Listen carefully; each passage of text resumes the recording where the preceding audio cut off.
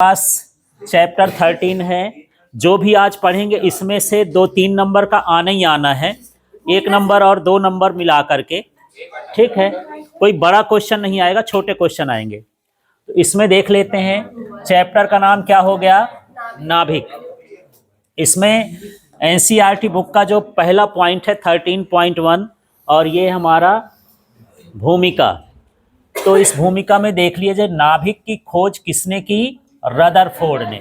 तो पहली लाइन यहीं पर आ जाती है कि नाभिक की खोज किसने की, ये भी खाली स्थान में भरने के लिए आता है, ठीक है। ये ऑब्जेक्टिव पूछ लिया। दूसरा देख लीजिए कि नाभिक क्या कहलाता है। कभी कभी 2 नंबर में यही पूछ लेता है कि नाभिक किसे कहते हैं। तो जब रदरफोर्ड के प्रकीर्णन का प्रयोग हुआ था तो उस प्रकीर्णन के प्रयोग में उसने कहा था कि जो परमाणु का केंद्रीय भाग होता है, सूक्ष्म होता है, धनावेशित होता है और समस्त द्रव्यमान उस पर क्या होता है, केंद्रित होता है, ठीक है। उसे क्या कहते हैं, नाभिक। तो नाभिक की परिभाषा याद हो गई कि परमाणु का जो केंद्रीय भाग है वो सूक्ष्म है, धनावेशित है और समस्त द्रव्यमान उस पर केंद्रित होता है या समाहित होता है, रहता है, उसे हम क्या कहते हैं, नाभिक कहते हैं। तो जब भी नाभिक की परिभाषा आएगा 2 नंबर में ही आ जाएगा, ठीक है। कभी कभी खाली स्थान में पूछ दिया परमाणु का केंद्रीय भाग खाली स्थान कहलाता है, तो क्या भर दोगे, नाभिक, ठीक। छोटा करके इस तरह से पूछ लेगा। अगली बार में देखते हैं, नाभिक का आकार ये 10 की घात -15 मीटर होता है। ये कंफ्यूजन वाला प्रश्न है, क्योंकि एक बार नाभिक पूछ देता है और कहीं पर पूछ देता है परमाणु, है ना। दोनों अलग अलग हैं। यदि परमाणु का पूछेगा, पिछले चैप्टर में अभी हम परमाणु वाला चैप्टर पढ़े हैं, परमाणु का आकार क्या होता है, 10 की घात -10 मीटर, और नाभिक जब पूछेगा तो 10 की घात -15 मीटर, ठीक है। तो ये ध्यान रखना है आपको कि एक एक मान तो है, पर नाभिक का कौन है और परमाणु का कौन है, दोनों आते रहते हैं। अगला वाला हम यहाँ पर हम देख लेते हैं, जो हमारा अगला पॉइंट है ये है परमाणु द्रव्यमान एवं नाभिक की संरचना। 13.2 वाला पॉइंट है। भूमिका में इतना ही छोटा छोटा है, उसको हम अलग कर लिए हैं। अगले पॉइंट में देखते हैं, कार्बन 12 के 12वें भाग के द्रव्यमान को परमाणु द्रव्यमान मात्रक कहते हैं। इसको किससे दर्शाते हैं, यू से। यदि आप सूत्र याद रखे हो तो बड़े आराम से इसको परिभाषित कर सकते हो। देखो, ये हो गया 1/12 और ये हो गया C12, तो यहीं से पढ़ देंगे। कार्बन 12 या C12 के द्रव्यमान का 1/12वां भाग क्या कहलाता है, 1 यूनिट द्रव्यमान कहलाता है। 1 यूनिट द्रव्यमान माने परमाणु द्रव्यमान मात्रक। तो थोड़ा सा इसको बोल के देखो तो यहाँ पर क्या, कार्बन 12 के द्रव्यमान के 1/12वें भाग को परमाणु द्रव्यमान मात्रक कहते हैं, ठीक है। और ये इसका जो मान होता है 1.67 × 10 की घात -27 किलोग्राम होता है, 1 यूनिट का मान। तो ये परिभाषा तो नहीं आती है, पर खाली स्थान में भरने के लिए आ जाता है। 1 U बराबर खाली स्थान, है ना, या 1 U का मान। तो जब मान पूछेगा तो मान लिखना है, सूत्र नहीं लिखना है, ठीक है। माने 1 U बराबर क्या लिखोगे, 1.67 × 10 की घात -27 किलोग्राम। ये क्लियर हो गया इतना, ठीक है। अब वैसे कार्बन 12 ही क्यों लिया गया है, इस दुनिया में देखो कि जितने भी यहाँ पर ऑर्गेनिक चीज़ें हैं, ऑर्गेनिक चीज़ों का मतलब होता है जिसमें कार्बन पाया जाता है। जितने भी जीव जंतु पेड़ पौधे ये सब ऑर्गेनिक कहलाते हैं। आधी दुनिया एक तरफ कर दो और आधी दुनिया ऐसी है जिसमें कार्बन पाया ही जाता है। तो इस धरती में सब नष्ट हो जाए तब भी कार्बन बचेगा। तो कार्बन 12 से हम द्रव्यमान निकालना आसान समझते हैं कि हर चीज़ नष्ट हो सकती है, कार्बन 12 बचा रहेगा तो हम इससे तो किसी भी समय द्रव्यमान निकाल सकते हैं। माने सर्वाधिक स्थायी तत्व होता है ये, ठीक है। ऐसा हाँ, आपके नष्ट होने पर भी कार्बन 12 रहता है। देखो, पुराने ज़माने में मंदिरों की या पहाड़ों की या किसी पेड़ की जब जांच करते हैं कि ये कितने साल पुराना है, तो किससे करते हैं, कार्बन 12 के रेडियो एक्टिविटी से करते हैं। उसमें कितना कार्बन था और कितना घट गया, उसके हिसाब से अंदाज़ा लगा लेते हैं कि इसकी उम्र क्या है। हाँ, बस ऐसे ही होता है। तो कार्बन 12 ज़्यादा स्थायी होता है, इसलिए यहाँ पर कार्बन 12 का ही द्रव्यमान लिया गया है, ठीक है। क्लियर हो गया। बाकी तो इससे मतलब नहीं है कि कार्बन 12 का द्रव्यमान क्यों लिया गया। आपको इतना भर ध्यान रखना है, कार्बन 12 के द्रव्यमान का 1/12वां भाग 1 यूनिट द्रव्यमान कहलाता है, ठीक है। हाँ, यही इसको पढ़ देना, सूत्र को देख, कार्बन 12 के द्रव्यमान का 1/12वां भाग 1 यूनिट द्रव्यमान कहला। और 1 यूनिट का मान 1.67 गुणे 10 की घात -27 kg। ये क्लियर हो गया। अगले स्टेप में चलें। अब नाभिक के भीतर है क्या, क्योंकि हम इसमें दूसरा भाग पढ़ रहे हैं कि नाभिक की क्या संरचना, ये भी टॉपिक है। तो संरचना पे यदि हम देखें तो नाभिक के भीतर दो ही चीज पाई जाती हैं, एक पाया जाता है प्रोटॉन और न्यूट्रॉन। तो क्या ये जरूरी है कि हर चीज में न्यूट्रॉन हो, है ना? न्यूट्रॉन होना जरूरी नहीं है, पर प्रोटॉन का होना जरूरी है। तो कभी कभी ये सत्य असत्य में पूछ देता है कि नाभिक में अवश्य रूप से प्रोटॉन पाया जाता है। तो हमको कंफ्यूजन होता है कि यार इसमें प्रोटॉन लिखा है, न्यूट्रॉन नहीं लिखा है, तो हम उसको गलत करके आ जाते हैं। न्यूट्रॉन का होना जरूरी नहीं है, नाभिक के अंदर क्या होना जरूरी है? प्रोटॉन का होना जरूरी है। जैसे ये हाइड्रोजन है, इस हाइड्रोजन में सिर्फ प्रोटॉन होता है, इसके भीतर न्यूट्रॉन नहीं होता है। तब भी ये परमाणु है ना, इसके भीतर तो नाभिक है, हर परमाणु के भीतर नाभिक होता है। तो ये नाभिक ऐसा है जिसमें न्यूट्रॉन है ही नहीं, है ना? तो किसी भी नाभिक के अंदर अवश्य रूप से क्या पाया जाता है? प्रोटॉन। प्रोटॉन होगा ही, फिर जो बड़े तत्व होते हैं उनके अंदर प्रोटॉन भी होता है और न्यूट्रॉन भी होता है। ठीक, ये बात समझ में आ गई। तो यहाँ वाला ये टेस्ट बार बार होता है कि किसी नाभिक के अंदर अवश्य रूप से क्या पाया जाता है। मान लो एक वाक्य, तो अवश्य रूप से क्या पाया जाता है? प्रोटॉन। न्यूट्रॉन हो या ना हो जरूरी नहीं है। ठीक है, क्लियर हो गया इतना? हाँ, तो जैसे यहाँ पर हम बात करते हैं कि इसमें केवल एक क्या पाया जाता है? प्रोटॉन, और इसके भीतर न्यूट्रॉन नहीं पाया जाता, ये जो हाइड्रोजन एटम। ठीक, अगली बार हम बात करते हैं कि प्रोटॉन में आवेश कैसा होता है। तो प्रोटॉन कैसा होता है? धनावेशित होता है। ठीक है ना? या प्रोटॉन लिख दें या नाभिक लिख दें, इसको नाभिक भी लिख सकते हैं। थोड़ा सा इसका भी टेस्ट समझना। नाभिक कैसा होता है? धनावेशित। तो आपके परीक्षा में ये दो तरह का प्रश्न आएगा, एक बार पूछेगा परमाणु और दूसरा बार पूछेगा नाभिक। ठीक है, तो और ऑप्शन वही रहेंगे, धनावेशित, ऋणावेशित, उदासीन और कुछ भी लिखा रहेगा। तो समझ लीजिए कि जब परमाणु आएगा तो आप क्या टिक करेंगे? उदासीन। और जब नाभिक आएगा आप कैसा टिक करेंगे? धनावेशित। समझ में आ गया? जैसे इसका आकार की बात कर रहा हूं, ये 10 की घात क्या? -10, और ये 10 की घात -15। आवेश की बात करता हूं तो ये क्या होता है? न्यूट्रल होता है, और ये क्या होता है? पॉजिटिव होता है। ये यहाँ पर ज़्यादा कन्फ्यूजन होता है, लड़कों को उल्टा पुल्टा लिख के चले आते हैं। तो आपको ध्यान रखना है, परमाणु पूछेगा, उदासीन टिक करना है, और उसका आकार 10 की घात -10 मीटर। ठीक है, उसी की जगह पर परमाणु ये हटा करके सिर्फ एक शब्द को बदलना है, ऑप्शन नहीं बदलना है। नाभिक लिख देगा तो कैसा हो जाएगा? धनावेशित, और ये 10 की घात -15 इसका आकार होता है। तो इस चीज पर आपको ज्यादा फोकस करना है, ध्यान देना है। ठीक है, अब यहाँ पर देख लेते हैं कि इसमें जो आवेश होता है, बोल तो दिए कि धनावेश होता है, तो इसके आवेश का मान कितना होता है? जितना इलेक्ट्रॉन के आवेश का मान होता है ना, वही आवेश का मान किसका होता है? प्रोटॉन का।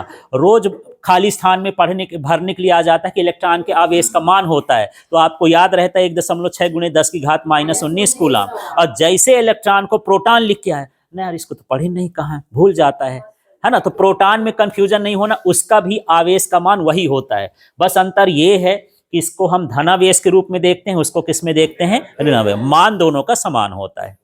ठीक है, अब यहाँ पर हम दूसरा तत्व की बात करते हैं, दूसरा कण। नाभिक के अंदर हम दो चीजें देखें, क्या क्या पाया जाता है? प्रोटॉन। ठीक है, इसके अलावा यदि बड़े हैं तो उसके अंदर क्या पाया जाएगा? न्यूट्रॉन। तो न्यूट्रॉन की खोज किसने की थी? चैडविक ने की थी। क्लियर हो गया इतना? तो ये खाली स्थान में भर नीचे नहीं हो गया, उसको हटा दिए थे, यहाँ लिख दिए। अब अगला वाला हिस्सा देखें कि चैडविक ने कैसे कर लिया था। तो ये रदरफोर्ड के प्रकीर्णन के प्रयोग से प्रेरित हुआ।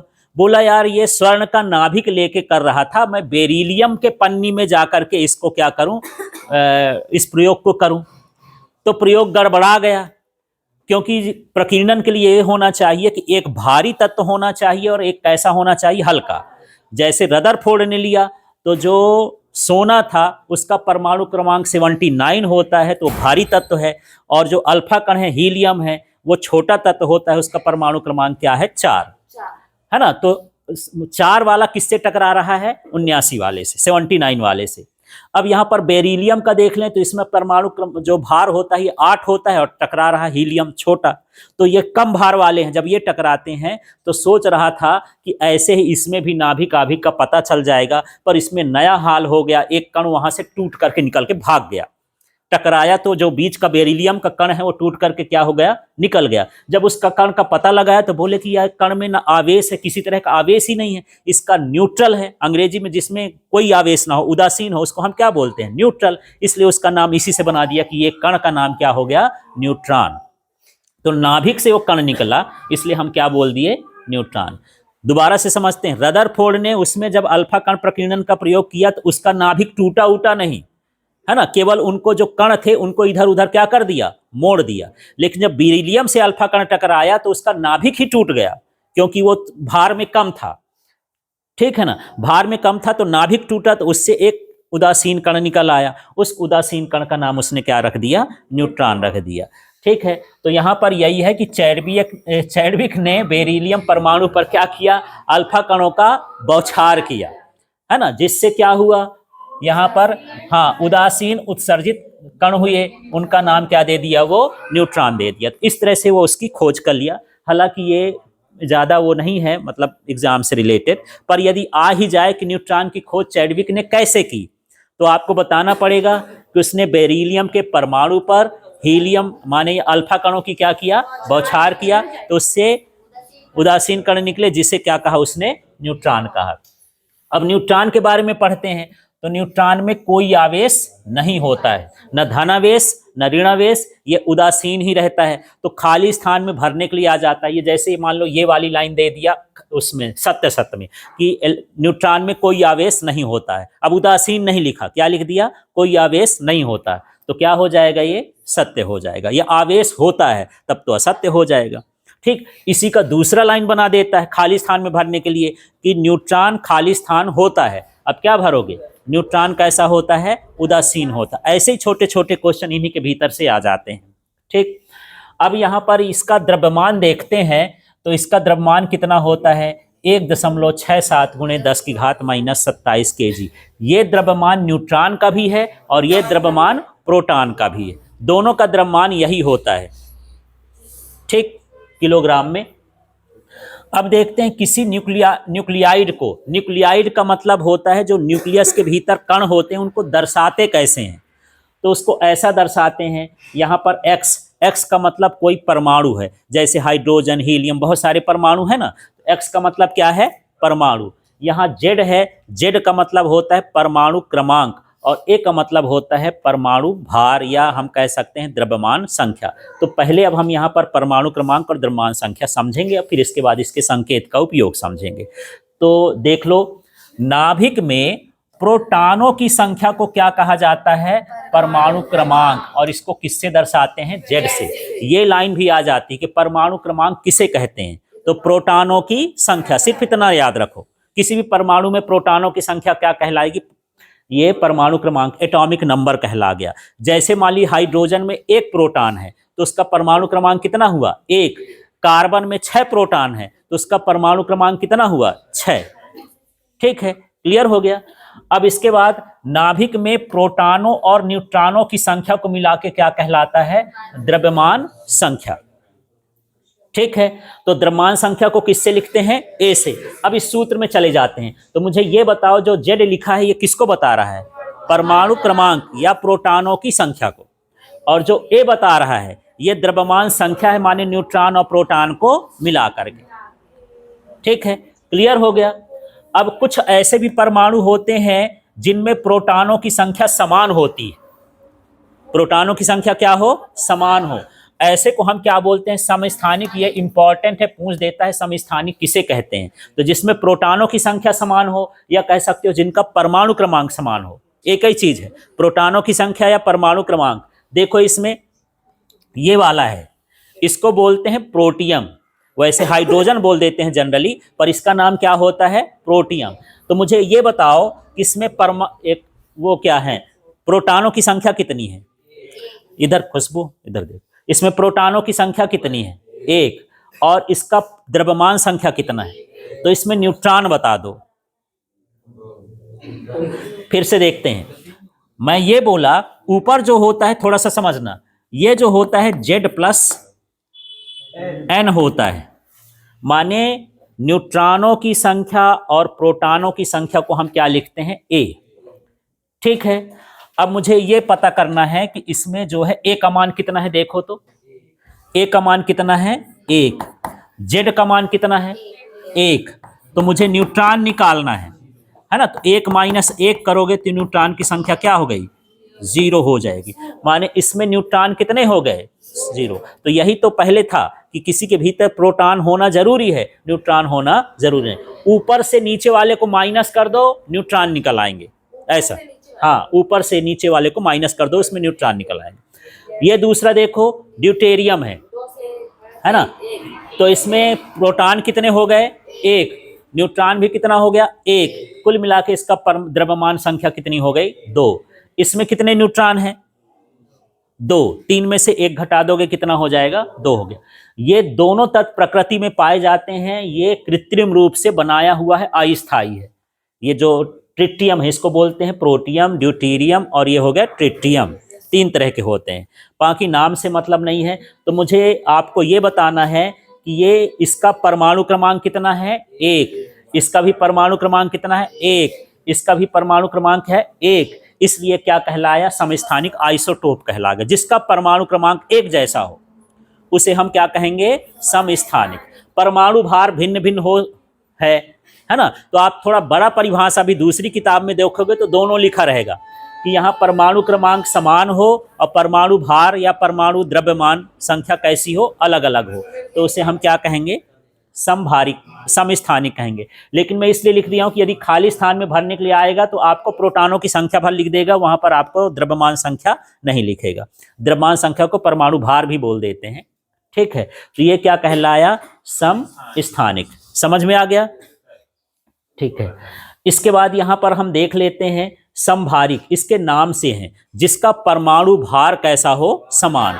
परमाणु भार को मैं यहाँ पर ये लिखा हूँ द्रव्यमान संख्या, बुक में द्रव्यमान संख्या लिखा है पर इसको परमाणु भार भी बोला जाता है। इसके नाम से भार है, माने यदि आपको याद न आए कि क्या बराबर होता है तो यहाँ लिख देना, हाँ भार लिखा है, भार समान है, समभारिक माने भार इसमें क्या है, समान है। परमाणु का भार समान हो तो उसे हम क्या कहते हैं, समभारिक कहते हैं। ठीक है, इसमें परमाणु का क्रमांक भिन्न होता है, परमाणु क्रमांक क्या होगा, अलग अलग, और परमाणु भार कैसे होंगे, समान होंगे। उदाहरण के लिए देखो, ये आर्गन है, यहाँ पर परमाणु क्रमांक कितना है, 18, इसका परमाणु क्रमांक क्या है, 20, ये कॉमन है, 120 मत पढ़ लेना है ना, कैल्शियम का ये कितना है, 20, तो इसका परमाणु क्रमांक कैसा है, अलग अलग। इसका परमाणु भार देखो समान हो गया, माने ये क्या कहलाया, समभारिक कहलाया। अच्छा, इसमें ये बताओ कि इसमें न्यूट्रॉन कितने होंगे यार, तो 40 में 18 घटा दोगे, है ना, इसमें कितने होंगे, 20। इस तरह से यहाँ पर न्यूट्रॉनों की संख्या भी आप ज्ञात कर सकते हो। ठीक, अगला हिस्सा है, यहाँ पर देखते हैं सम न्यूट्रॉनिक। इसमें भी नाम में ही है, परिभाषा अलग से याद नहीं करना है। सम माने होता है बराबर और न्यूट्रॉन माने न्यूट्रॉन ही है, माने ऐसे परमाणु जिसमें न्यूट्रॉनों की संख्या क्या हो, बराबर हो, तो उसे हम क्या कहते हैं, सम न्यूट्रॉनिक कहते हैं। थोड़ा सा ये देख लीजिए, 1 में से 3 घटाओगे कितना आएगा, 2, और 4 में से 2 घटाओगे कितना आएगा, 2, घटाने से न्यूट्रॉन मिलता है, माने इसमें न्यूट्रॉन और इसमें न्यूट्रॉन कैसे हैं, ये समान है, तो इसे हम क्या कहेंगे, सम न्यूट्रॉनिक कहेंगे।